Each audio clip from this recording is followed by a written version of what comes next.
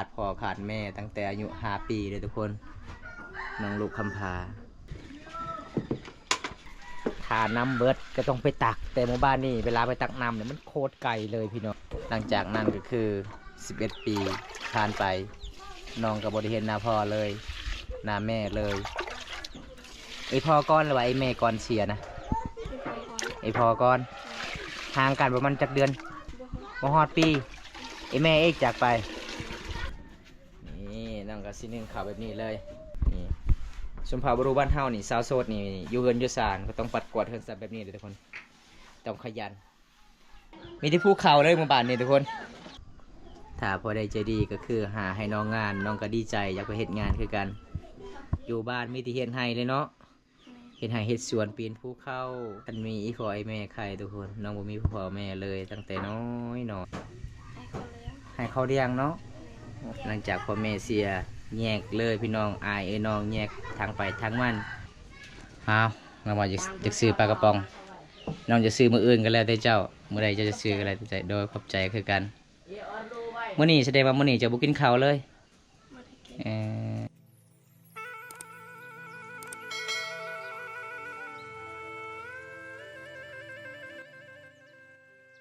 เป็นดีใจคุณตกจะได้ซักข้าวให้แล้วบนตาจิบได้มี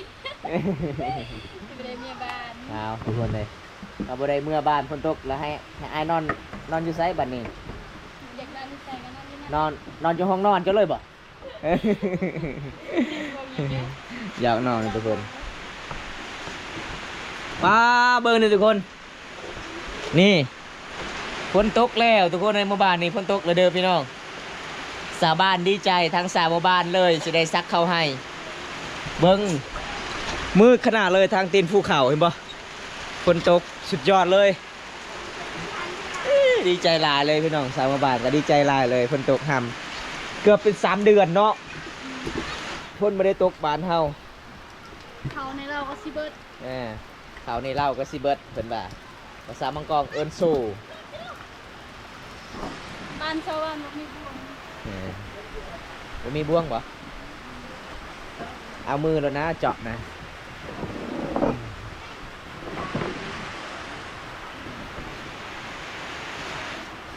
สาวนิ่งนี่เก่งในเพิ่นปรุงแต่งมะพร้าวนี่จักเพิ่นใส่ยังแน่สูตรเพิ่นนี่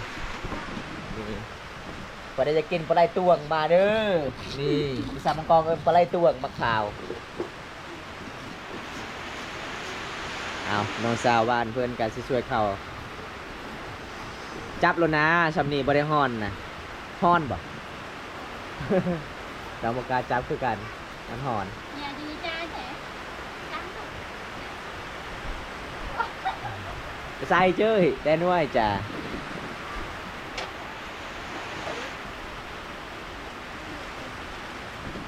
แล้วมียังซอกวงนะฝนตกเบิร์นทุกคนคันฝนตกเรียบร้อยเฮือนน้องทางก็ลื่นน้ำก็ใหญ่ปะเนี่ยไอซิคามมาได้แล้วห้วยสลอยนี่ตอนนั้นหมู่บ้านเจ้ามีคนเสียอยู่ในห้วยสลอยเนาะคามห้วยสลอยทุกคนเลยไปยำในนาพูนนี่แหละมันอันตรายห้วยสลอย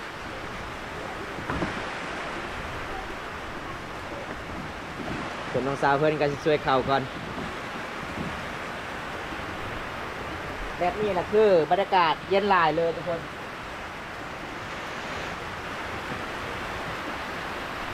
วันเหมือนหัวเยอะกิโลคือได้ลงเจอตามนั้น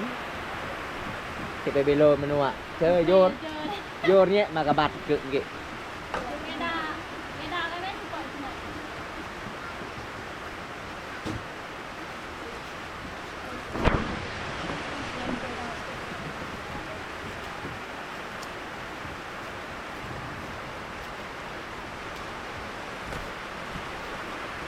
เต็มเลยบ่ซองติดเต็มเลยน้องเอาไว้จุดนี้เน่ปลาคักเนาะบันช่วยข้าวเลยเนาะ ขาดมาเลยโดนบ่โดนทุกคนปลาหอมปลานั่นจับได้เสานิ่งนี่มีของดีไม่เสานิ่งสาวานนี่มีของดีแล้วเด้อพี่น้องเลยนี่ฝนกระตกอีกหมดทุกคนเย็นขนาด บ้านตะเลงเมืองน้องฝนตกเลยเด้อพี่น้องมื้อนี้แอมก็จะโดดกันเป็นตัวจ้ะเว้ยอู้เบิ่งอาหารของเพิ่นร้านของสาวหวานนะทุกคนเลยมื้อนี้สาวผายเพิ่นกะออกให้ออกสวนสาวหวานบ่สบายก็เลยอยู่เฮือนน้องก็บ่มีพ่อแม่เลยทุกคนเป็นสาวลูกคำพร้าขาดพ่อขาดแม่ตั้งแต่น้อยๆพี่น้องน้องคนนี้ก็คือหาเงินหาคำกับบ่เป็นเลยเจ้ามีอ้ายบ่สาวผายอ้ายเจ้าไปไสคือบ่เห็นไปเฮ็ดงานแล้วหลังจากไอ้พ่อไอ้แม่เสียอ้ายเจ้าไปเฮ็ดงานเลยอ๋อ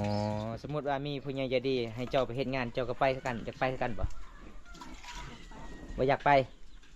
อยากไปอยู่เนาะอ๋อแต่ตอนนี้บ่มีบอนงานเฮ็ดถ้ามีงานน้องอยากไปทุกคนผู้ใดจะดีก็หาให้น้องงานเด้อพี่น้องน้องก็อยากหาเงินคือกันพี่น้องน้องก็เป็นคนที่บ่มีพ่อแม่เลยอันนี้ก็คืออยู่นำนาสาวนาบ่าวดำรงชีวิตสวยเบียกสวยงานอันนี้น้องสาวอันนี้น้องของน้องสาวพายเด้อทุกคนเลยเพิ่นบ่มีอาหารกินแต่แจ่วมักเผ็ดอย่างเดียวเนาะ นี่แหละวิถีชีวิตชนบทมีอย่างนั้นนะข้าวบ่น้องสิเอาข้าวเองทุกคน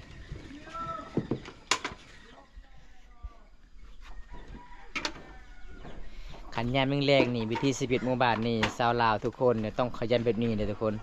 อยู่เฮือนอยู่ศาลน้องก็สีนึ่งข้าวเป่าไฟบรรยากาศยามแรงๆถ้าน้ำเบิดก็ต้องไปตักแต่หมู่บ้านนี่เวลาไปตักน้ำเนี่ยมันโคตรไกลเลยพี่น้องประมาณลักป่ายถ้าบุมีรถป้าพี่น้องประมาณ2 ชั่วโมงอากาศมันร้อนมันเป็นสันเป็นโนนเพื่อสิได้นำกิน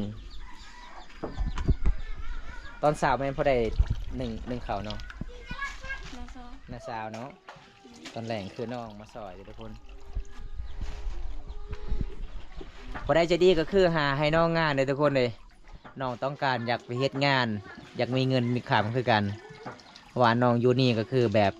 เฮาอยู่เพื่อนเขาเจ้าพี่น้องแบบเฮาเฮ็ดอีหยังมันกับบ่ถือบ่ตองเนาะก็เลยอยากไปเฮ็ดงานดำรงชีวิตใช้ชีวิตตามลำพังทุกคนเลยน้องห้ามงานเฮ็ดกับบ่ได้เพราะว่าบ่มีหมู่ครูติดต่อให้อ้ายเพิ่นกับไปเฮ็ดงานก็คือน้องตอนนี้ก็คืออยากไปเฮ็ดงานคือกันทุกคนขอเอาตัวรอดดำรงชีวิตเห็นแล้วก็สงสารน้องลายเลยพี่น้อง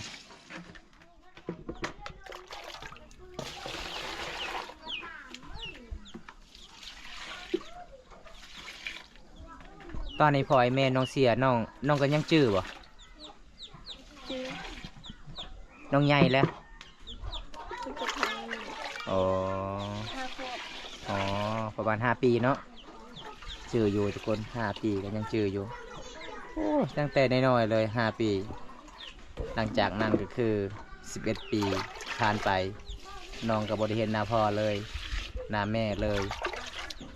ไอพ่อก้อนหรือว่าไอแม่ก้อนเสียนะไอพ่อก้อนห่างกันประมาณจักเดือนฮอดปีเหรอหรือว่าบ่ฮอดปีไอแม่เอกจากไปโอ้เฮาพี่น้องไอชีวิตเฮาเลิกเกิดมาบ่ได้นี่ล่ะพี่น้องคันบ่มีเฮือนนาสาวนาบ่าวกะน้องกะเฮือนสิอยู่กับบ่มีเลยทุกคนเลย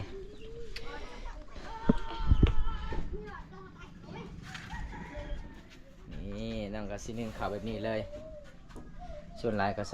ขาเจ้าต้องใส่หมูไว้ในท้องเขตนี่แหละเขาเจ้าบ่ได้ใส่ขวดบ้านบ่มตาส่วนหลายเขาเจ้าใส่ขวดแต่เขตนี้เขาเจ้าใส่หมูอย่างเดียวประมาณจักนาทีจึงสุกข้าวเจ้านี่บ่ฮู้บ่เอาแต่ใครในน้องว่าบ่ฮู้ก็คือ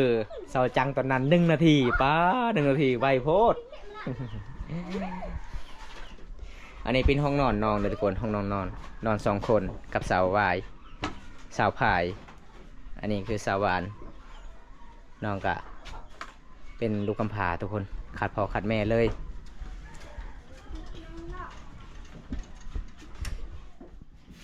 ยังน้องจะเอาปัด โอ้ได้โทรศัพท์ใหม่บ่ซับเจ้านี่บ่ ตัวสดลง โอ้สับลงสายเพิ่นนี่ชมพาวบรูบ้านเฮานี่สาวโสดนี่อยู่เฮือนอยู่ศาลก็ต้องปัดกวาดเฮือนสับแบบนี้เลยทุกคนต้องขยันถ้าสร้างขอบสร้างครัวต้องขยันกว่านี้เลยทุกคนเลยคือสาวนิ่งเพิ่นเอาว่าเรื่องเวียกเรื่องงานบริยานผัวบริหักโอ้สุดยอดเลย อีกอย่างคือเพิ่นว่าเฮ็ดได้สู้ได้นี่เฮือนของน้องประมาณซำนี้ถ้าผู้ใดเอ็นดูน้องก็คือหาให้น้องงานเลยทุกคนน้องอยากไปเฮ็ดงาน อย่ามีเงินเดือนดีๆพอเลี้ยงตนเองได้เบิ้งทุกคนหมู่บ้านเขาเจ้าเบิ้งพี่น้องวันนี้เพื่อนคนขัวเขานอนตะกี้อยู่นี่ได้เพื่อนขัวเลยแต่ตอนนี้ก็คืออยู่บ่ได้แล้วมันพังมันเงียงแล้วมันชีเพอะไรทุกคนเลยนี่มีที่ภูเขาเลยหมู่บ้านนี่ทุกคนในเมืองไทยมีที่ภูเขาเลยบรรยากาศยามแรงๆ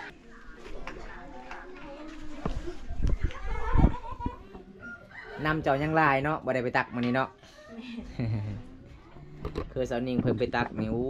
ยไกลขนาดเลยข่อยไปทางข่อยบ่ได้ไปน้ำนี่เพิ่นบ่มีรถนี่น้อยเพิ่นว่าบ่ฮอดบ้านเลยไข่มื้อนี้ข่อยก็สิไปส่งเพิ่นไปเอาน้ำกินก่อนประมาณ40นาทีไปกลับเด้อทุกคนมันไกลขี่รถไป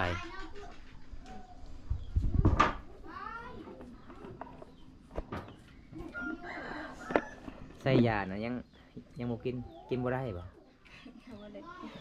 กินข้าวก่อนจึงกินได้กินตอนแรกเวลากินก็คือนอนเลยประมาณจังโมงสาวพายกลับบ้านมาบ้าน อาจจะประมาณ4 โมง 4 โมง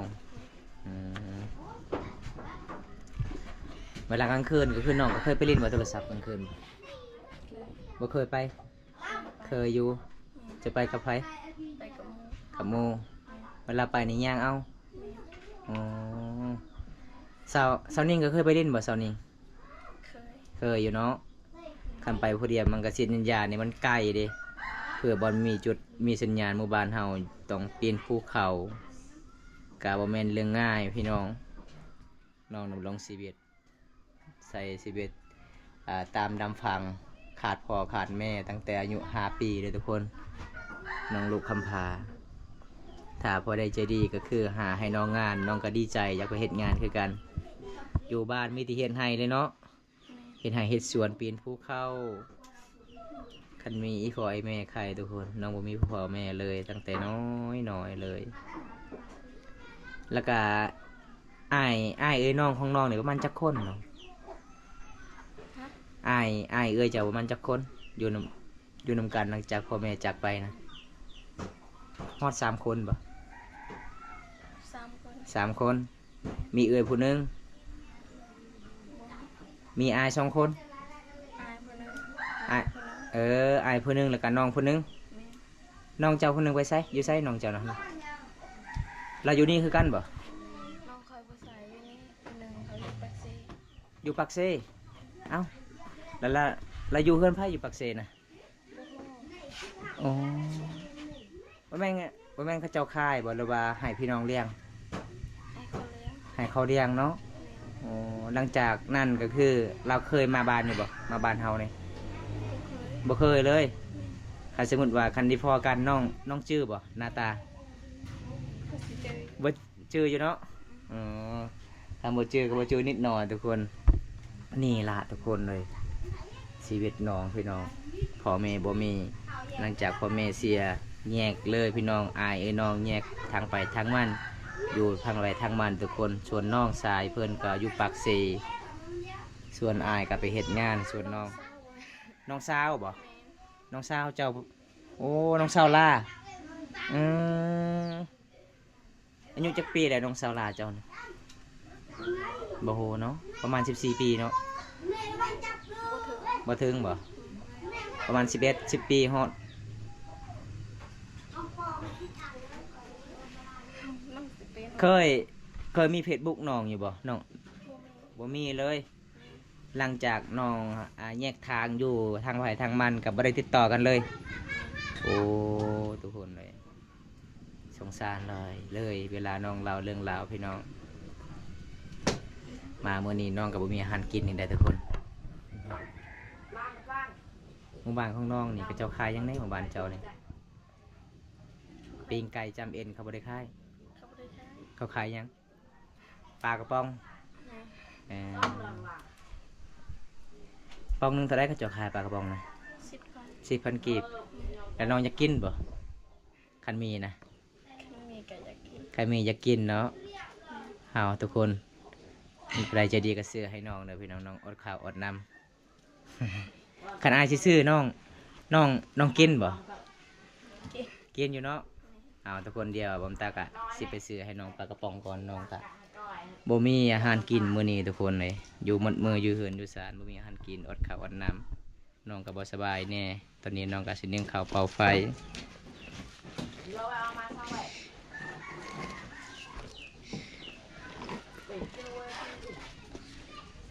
เอาเรามาจะซื้อปลากระป๋องน้องจะซื้อมื้ออื่นก็แล้วแต่เจ้ามื้อใดเจ้าจะซื้อก็แล้วแต่โดยขอบใจคือกันมื้อนี้แสดงว่ามื้อนี้เจ้าบ่กินข้าวเลย บ่ได้กิน เมื่อนั้นเขาเห็นเจ้าไปซอยเวียกเวลางานดอง เจ้าว่าไปซอยเวียกตอนนั้นบ่ แม่ โอ้ได้เงินเท่าไรเขาเจ้าให้ เขายังบ่ได้ให้ ยังบ่ทันได้ให้เลย แม่ โอ้น้องซอยได้ประมาณจักมื้อน้อง 4 มื้อ 4 มื้อปกติก็คือเวลาเขาเจ้าไปซอยนี่ได้จักแสนได้สาวานสิสุกเลยบ่เขาเจ้านะ อาชิซุกิ ใกล้สิสุกเลยเนาะเอาทุกคนตอนนี้ก็คือประมาณ15 นาทีเลยทุกคนนี่เพราะว่ามวยมันกระสุกไหวบ่คือหวดเลยทุกคน ตอนนี้ก็คือน้องกะสีสวยเข่าบรรยากาศยามแรงๆเพราะว่าเอื้อยกับน้าสาวเพื่อนกับยังมาทันกลับมาที่ไฮเมื่อนี้น้องบ่สบายน้องก็เลยอยู่เฮือนอยู่ศาลเฮ็ดเวียกเฮ็ดงานอยู่เฮือนอยู่ศาลขนาดน้องบ่สบายทุกคนเลย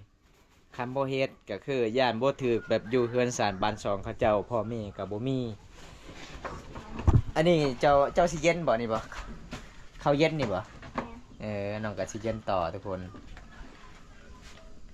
นี่แหละวิธีชีวิตชุมเผ่าบรูมังกรบ้านเฮาดำรงชีวิตไปเดิมเลยทุกคนเลย ขยันหลายเลยสาวเขตชนบทหมู่บ้านตะลิงเนี่ยพี่น้อง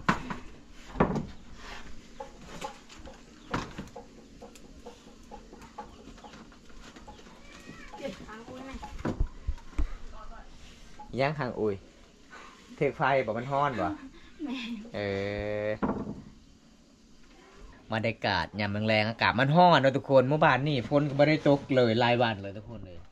แต่ใครมีกกไม้ใหญ่ก็เลยมันก็สีเย็นเนี่ยบ่คือหมู่บ้านบอมตาอยู่ติดกับเมืองนองกับมันร้อนแท้ร้อนว่าเด้อยู่เพื่อนของน้องนี่ประมาณจักคนเนาะ 10 คน 10 คนปอโคตรหลายเลยพี่น้องเลย10 คนยังผู้บ่าวเจ้าบ่ โอ้คักเนาะเพิ่นน้อยๆเพิ่นปีนกกมะพร้าวเก่งขนาดเพิ่นก็สิไปให้สาวานมะพร้าวอีกโอ้เขตชนบทนี่มีหยังต้องกินน้ำกันแบ่งกินนะทุกคนใจดีทุกคนเลยจะเอายังยังเอาบ่วงบ่เพิ่นเอาบ่วง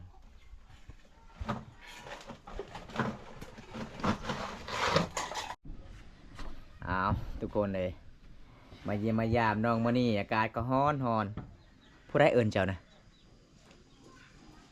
บ่ได้ยิน บ่ได้ยินบ่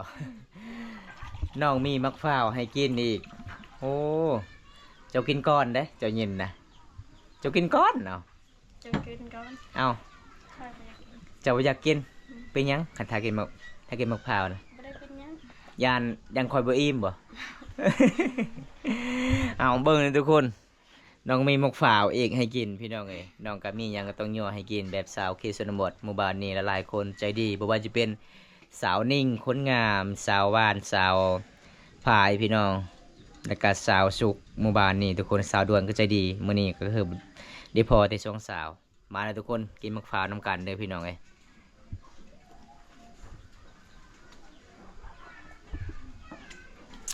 เหาะๆแต่ไงคันปลื้มเงียบบ่มีพัดลมเฮือนเจ้าบ่ บ่มี บ่มีเนาะมีแต่ไฟฟ้า แม่ อืมเฮือนน้องบ่มีพัดลมเบิ่งทุกคน ส่วนหลายเคสนบทนี่ห้องนอนนี่ติดกับบอนเตาไผ่ก็เหลือกามันห่อนหลายอันนี้ห้องนอนสาวพายแล้วก็สาววานนอนนำกัน2 คน อันนี้ตะกี้แต่ก่อนเฮือนหลังนี้จะเป็นเฮือนพอตู่เมตู่ของน้องหลังจากนั้นนี่อีพอเมเสียน้องก็เลยกลับสู่อยู่นำพอตู่เมตู่แต่พอตู่เมตู่เจ้าตัวนี้ไปไสเสียหมด เสียแบบนี้ โอ้ก็เลยอยู่นำนาบ้าว นะ โอ้พี่น้องแบบนี้นะทุกคน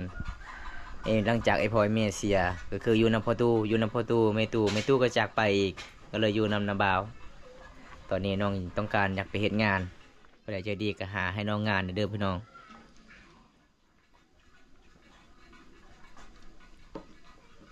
แสดงว่าพัดลมเจามีแต่หมวกอย่างเดียวเนาะ เอาบ่ได้สงสารก็ซื้อให้น้องพัดลมเลยทุกคนพอดีเป็นยามอากาศร้อนๆก็คือน้องก็สิมีพัดลมนี่เบิ่งพี่น้องพอได้มาเฮือนน้องนี่น้องใจดีเด้น้องมีมะพร้าวน้องก็สิย่อให้กินอีกเป็นจังไดสาวหวานสุกเลยบ่ นี่สาวหวานเจี๊ยบทางนี้สาวนิ่งอยู่นิ่งๆเพิ่นบ่ได้ติงเลยเพิ่นอยู่นิ่งเด้อทุกคน มื้อนี้สาวนิ่งก็มาเยี่ยมมายามอีกพี่น้องเอ้ยเพิ่นว่ากันสิปะเบาเต่าผู้เดียวมาเยี่ยมมายามชาวบ้านเนี่ยยันเงาเพิ่นก็เลยมานำตลอดเด้ พอมีหมู่มานำทุกคน ตอนนี้น้องสาวนิ่งก็นึ่งข้าวสุกแล้ว ก็เลยมาเล่นมาแอนอยู่เฮือนชาวบ้านก็ข้าวชาวบ้านก็สิสุกแล้ว แต่หนวดแต่หนึ่งมอง เอ้ย แต่หนึ่งมองแต่สองเว้ยเป็นอะไรเลยอ้อย สาวนิ่งไปตักน้ำสาวนิ่งหามน้ำมาไว้สาวนิ่งให้อยู่น่ะป้าปล่อยเป็นตาญาณเลย เอาคุณตุ๊กบัดนี้สาวนิ่งว่ามีเครียดหลายเครียดอีหยังเครียดอีหยังสาวนิ่งเครียดตะปาดเครียดตะปาดหลายทุกคน ไอ้นะคือเกตาปาด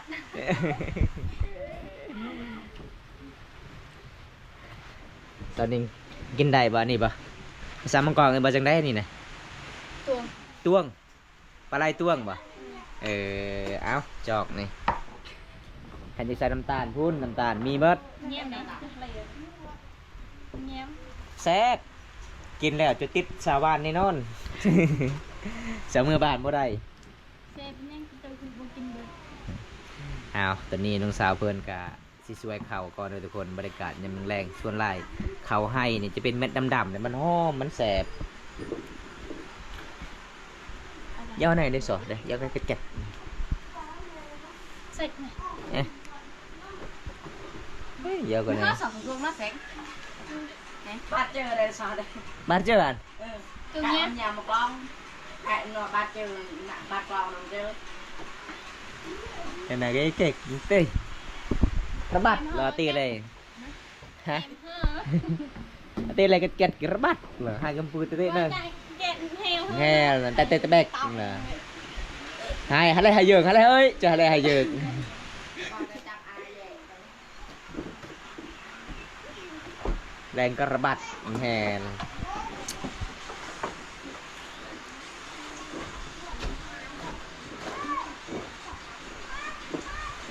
ส่วนลายเขตชนบทนี่ขยันทุกคนเลยทุกคนเลยเรียนแล้วก็คือสมัยบอมตายังน้อยๆก็คือแบบนี้แหละ ตอนนี้พอไอ้แม่ นี่ก็คือสูตรเซานิ่งเพิ่นเอามะพร้าวใส่น้ำเปล่าธรรมดานี่เพิ่นทอกใส่น้ำนี่ทุกคนเคยเห็นบ่พี่น้อง แล้วก็ใส่น้ำตาลกลนเข้ากันแล้วกินแซ่บเพิ่นว่าเอาสูตรของเพิ่นนี่เด้อมะพร้าวสามังกรเอิญปลาไหลตวงปลาอยากกินก็มาได้มาสนิ่งสว่านเอิญ FC จับปลาไหลตวงนำกันเด้อ จับอะไรตัวนี้เลย นี่ จับปลาไหลตวงนึงเฮเด้อเป็นแบบมากินนำกันเด้อทุกคน จับอะไรตัวนี้เยอะสิ นี่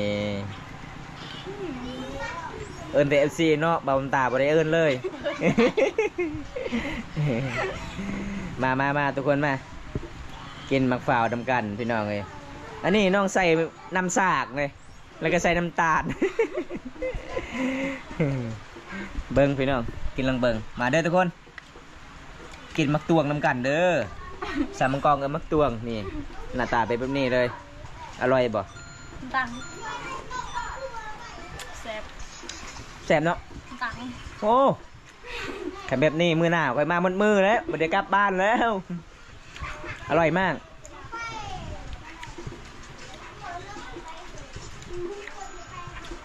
เสาหนึ่งเนี่ยเพิ่นว่าอากาศร้อนในสาวสะบัดมื้อนี้เลยเพิ่นอบผิว4-5 สั่น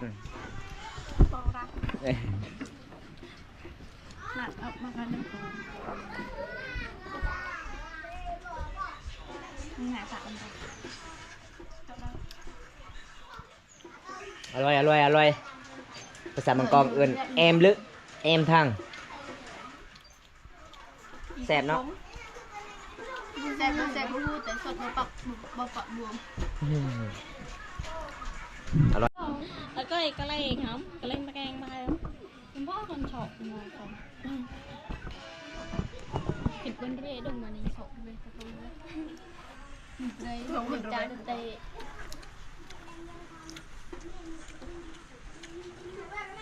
กินแล้วจะตีกันเลย2 คนถ้าจะตี จ้องหน้าคอยแปลก กินอิ่มๆโลดเดี๋ยวค่อยเป็นกรรมการให้ ๆนำเรื่องไว้ได้นะเรื่องเหมือน มีกินน้ำป่ะเอาดื่ม สุกอะไรมันเซ็งน้ำเหมือน ดื่มแล้วมีแห้ง มันแต่น้องเหมือนเด๋อมันจางเลยบัดเด๋อได้ยังไง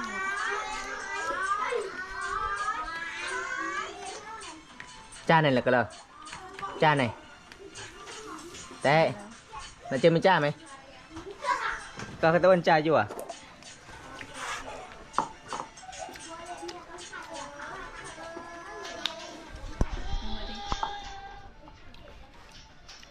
เดือนเช้าเองแต่ไม่เครื่องฮะแต่ไม่เครื่องเรื่องกับแอมเนี่ยปะคืออันกับปังดาวตัวมันปักตัว